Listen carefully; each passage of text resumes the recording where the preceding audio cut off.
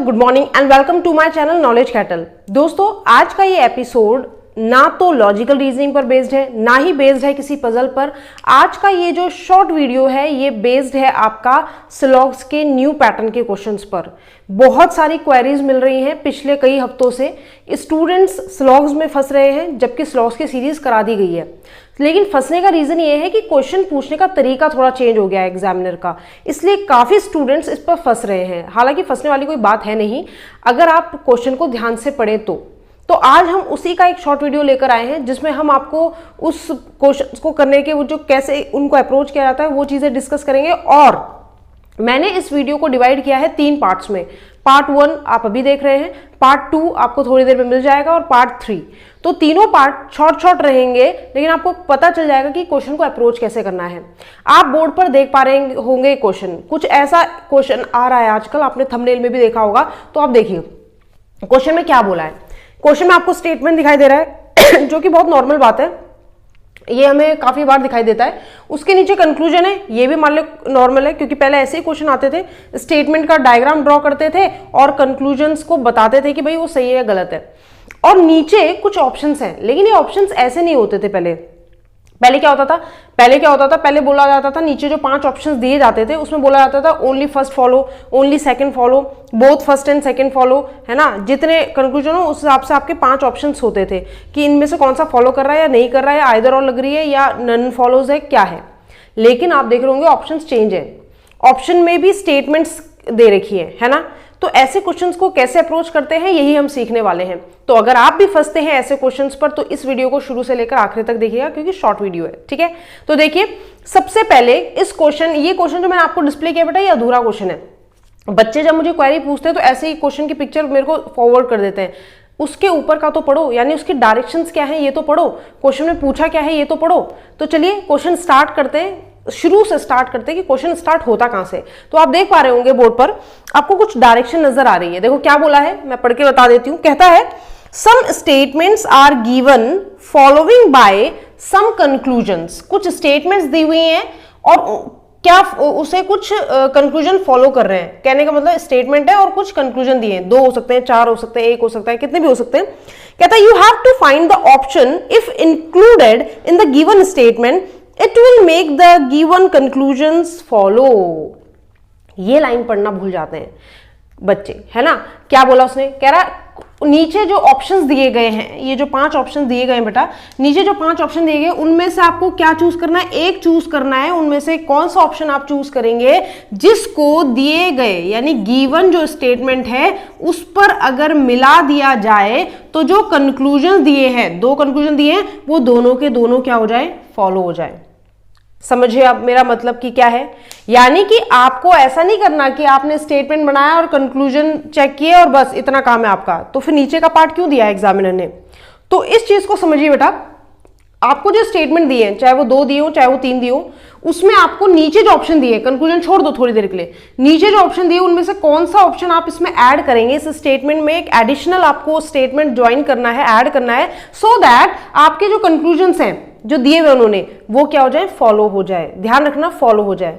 हो सकता है ये स्टेटमेंट बनाने के बाद ये दोनों कंक्लूजन में से कोई फॉलो ना हो रहा हो या दोनों ही फॉलो ना हो रहे हो।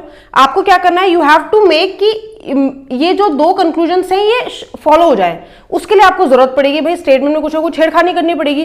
तो वो नीचे से आपको एक लाइन चुननी है कि वो कौन सा ऑप्शन होगा जिसको आप स्टेटमेंट में जोड़ोगे और आपके दोनों कंक्लूजन फॉलो हो जाएंगे। तो इतनी सी बात थी, ठीक। अब समझ गए क्या करना है। चलिए तो अब बढ़ते हैं क्वेश्चन पे। तो क्वेश्चन की डायरेक्शन ये थी बेटा, अब ये है क्वेश्चन। अब सामने देख पा रहे होंगे आप क्वेश्चन, ध्यान से देखिए। क्वेश्चन बहुत आसान है, वैसे ही करना है जैसे हम हमेशा करते हैं, अभी तक करते आए हैं। क्या लिखा है, कह रहा है नो पबजी।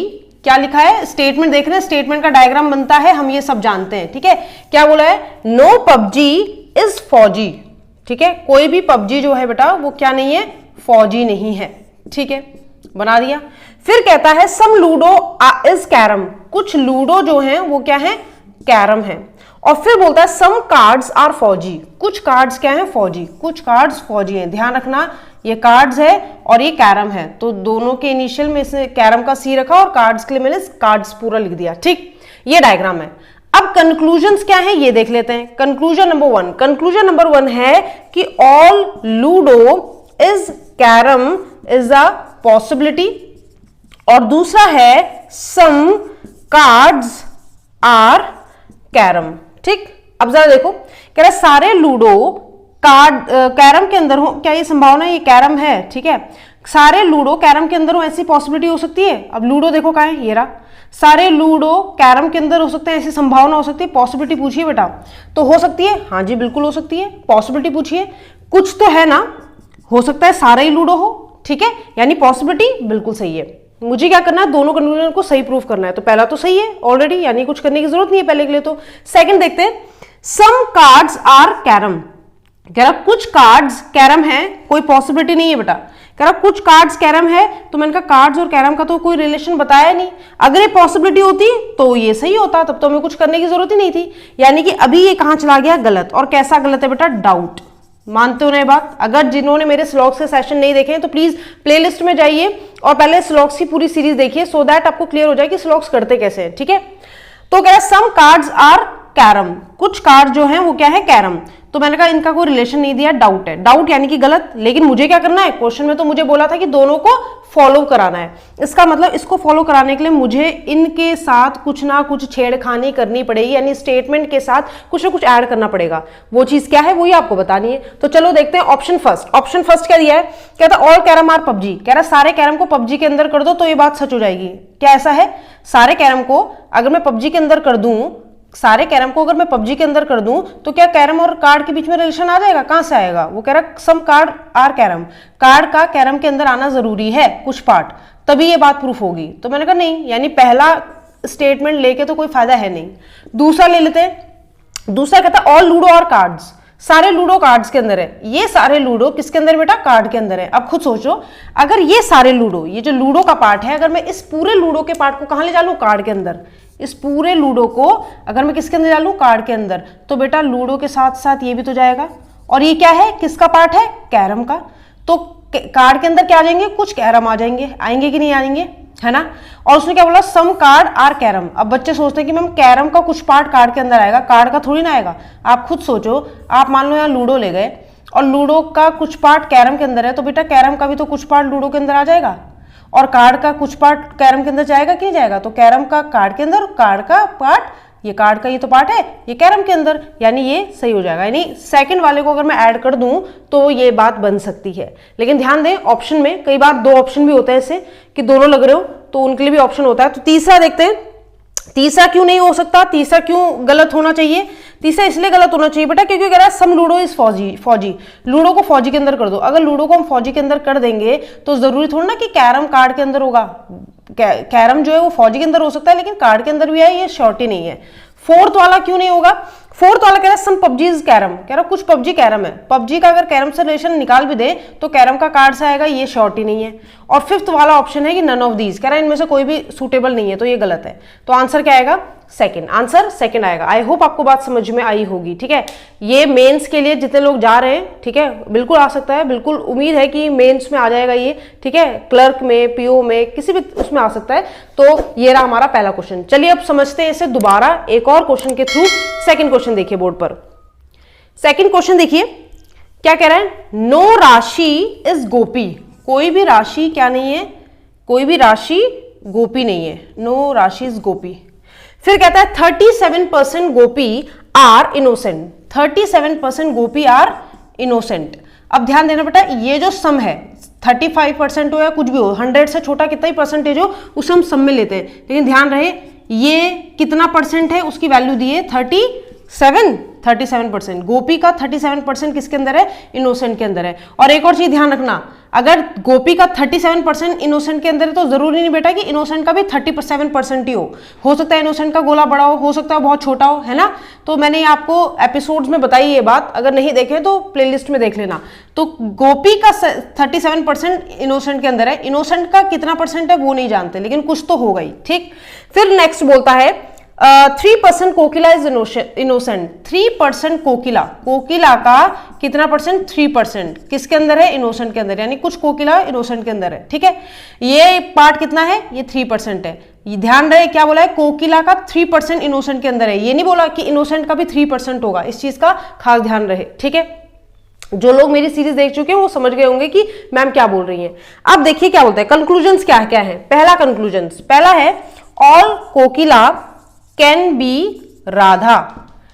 अब ध्यान दें ये आर जो है राधा के लिए है, पर राधा का तो जिक्र ही नहीं हुआ, ये राशि थी, ठीक है, ये राशि थी, ये गोपी थी इनोसेंट, और ये कोकिला, तो राधा का तो मतलब ही नहीं आया। और वो कह रहा सारे कोकिला कैन बी मतलब पॉसिबिलिटी, कह रहे सारे कोकिला राधा के अंदर हो सकते हैं। तो भाई जो चीज है ही नहीं उससे तो कोकिला का कोई भी रिलेशन हो सकता है।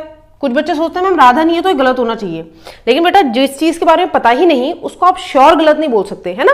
और ऊपर से क्या दिया है, पॉसिबिलिटी।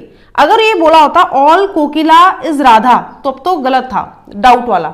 लेकिन अभी क्या बोला, all Kokila can be Radha, हो सकता है ये कोकिला किसी राधा के अंदर भी हो। मैंने कहा हाँ बिल्कुल हो सकता है, पॉसिबिलिटी तो है, यानी फर्स्ट वाला तो सही है, उसके लिए कुछ करने की जरूरत नहीं। सेकंड देख लेते हैं, सेकंड बोल रहा है एटलीस्ट को मैंने कहा था सम मानते हैं, एटलीस्ट राधा आर राशि, कह रहा है जो कुछ राधा है वो राशि है। राधा अगेन दिखाई तो दे ही नहीं रही है, हो भी सकता है नहीं भी हो सकता, लेकिन इस समय मुझे क्या है इसमें डाउट। अगर ये पॉसिबिलिटी होती बेटा तो मैं इसे सही करती, जैसे मैंने ऊपर का सही किया, ठीक है, क्योंकि कोकिला से राधा का कोई रिलेशन नहीं था तो भी मैंने सही किया क्योंकि ये पॉसिबिलिटी थी। लेकिन अब क्या कह रहा है, कुछ राधा राशि के अंदर है, तो राधा का पार्ट कुछ राशि में होना चाहिए, तो राधा का तो पता ही नहीं है, तो ये डाउट है। मुझे क्या करना है, दोनों कंक्लूजन को सच प्रूफ करना है, फॉलो कराना है। तो यानी पहले वाले के लिए तो मुझे कुछ करने की जरूरत नहीं है, वो तो पॉसिबिलिटी है, लेकिन दूसरे वाले के लिए मुझे मेहनत करनी पड़ेगी। तो देखते हैं कौन सा ऑप्शन फिट बैठेगा। पहला ऑप्शन देखते हैं, पहला ऑप्शन बोला है 4% राधा इज इनोसेंट, कह रहा 4% राधा का इनोसेंट के अंदर है। अगर बेटा मैं यहाँ पे राधा बना दूं, ठीक है, यहाँ पे देखो मैं रेड मार्कर से कर रही हूँ so that you can able to see. देखो मैंने कहा 4% राधा जो है वो इनोसेंट के अंदर है, ये राधा है। अगर यहाँ पर 4% राधा इनोसेंट के अंदर आ भी गई तो राधा का राशि से लेना देना तो अभी भी नहीं है। वो कह रहा कि कुछ राधा का पार्ट राशि के अंदर आना चाहिए, तो भाई राशि और राधा का तो आया नहीं। इसका मतलब पहले वाले को करने से कोई फायदा नहीं है कि अगर मैं यहाँ राधा को बैठा भी दूं तो भी कुछ नहीं हो सकता, यानी पहला गलत है। दूसरे स्टेटमेंट की सहारा लेते हैं, उसको चिपकाने की कोशिश करते हैं। यहाँ पे ऑल कोकिला इज राधा, कह रही सारे कोकिला राधा के अंदर है। अगर मैं सारी कोकिला को राधा के अंदर बना भी दूं तो राधा का रिलेशन क्या राशि से आ जाएगा, कभी नहीं आएगा। तीसरा क्या है, 100% राशि इज राधा, कह रहा 100% राशि जो है वो राधा के अंदर है। 100% राशि अगर राधा के अंदर है तो मुझे क्या करना पड़ेगा, यहां पर 100% राशि यानी पूरी राशि किसके अंदर है बेटा, राधा के अंदर है। क्या बात बन जाएगी, बिल्कुल मैम उन्होंने कहा था कुछ राधा का पार्ट राशि के अंदर होना चाहिए, तो राधा का इतना जो पार्ट है इतना पार्ट राधा का ही तो हुआ। राधा के अंदर राशि है तो राशि ने इतना पार्ट क्या कर रखा है, राधा का कब्जा रखा है, यानी कि राधा का कुछ पार्ट राशि के अंदर है, बिल्कुल सही है, यानी कि तीसरा सही बैठ रहा है। चौथे को भी देख लेते हैं एक बार। फोर्थ है बेटा नन ऑफ दीज, कह रहा है इनमें से कोई नहीं, तो ये तो गलत है ही। और पांचवा ऑप्शन है आपका 0% राशि इस कोकिला, राशि 0% राशि जो है वो कोकिला है। तो अगर राशि और कोकिला का कोई रिलेशन नहीं होता तो राधा का तो कोई आ ही नहीं रहा है सेंस कि राधा, हमें तो राधा चाहिए ना कि राधा का कुछ पार्ट राशि के अंदर करना है। तो अगर राशि और कोकिला का कोई रिलेशन नहीं है उससे राधा का क्या लेना देना, ठीक है। तो आंसर आएगा थर्ड। तो यानी थर्ड स्टेटमेंट ऐसा है जिसको आप इस स्टेटमेंट गिवन स्टेटमेंट में अगर ऐड कर दे तो आपके दोनों कंक्लूजन क्या हो जाएंगे, सही हो जाएंगे। आई होप आपको ये बात समझ में आई होगी, और अगर नहीं समझ में आई है तो डू कमेंट्स, बताओ मुझे कि मैम यहाँ पर क्या दिक्कत है। हम मिलेंगे आपको सेकंड पार्ट में बहुत जल्दी, तब तक के लिए अपना ध्यान रखिए और पढ़ते रहिए मेरे साथ।